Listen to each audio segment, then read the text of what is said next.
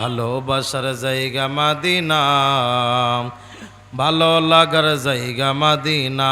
বলেন ভালোবাসার